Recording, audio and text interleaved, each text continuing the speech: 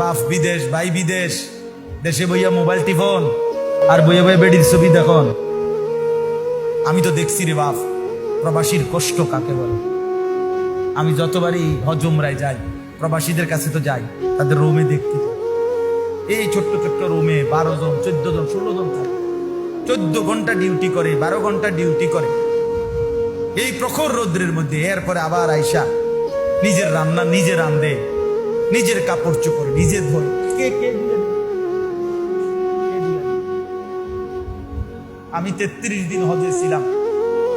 আমার ছোট 3 বছরের মেয়ে প্রতিদিন না হলো 2 বার, কমপক্ষে 2 বার আমার লগে কথা কইছে, প্রতিদিন 2 বার। আমি আমার বিবির সাথেও এতবার কথা বলি নাই, কারণ লগে না, কিন্তু ওই আমার লগে কথা কইব, আমার এটা সারাক্ষণ মনে হয়।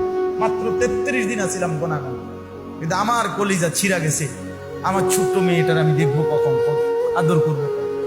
আর ওই বেচারা দে 1টা বছর, 2টা বছর, 3টা বছর স্ত্রী সন্তান ফেলে এই কষ্ট করে প্রবাসে থাকে।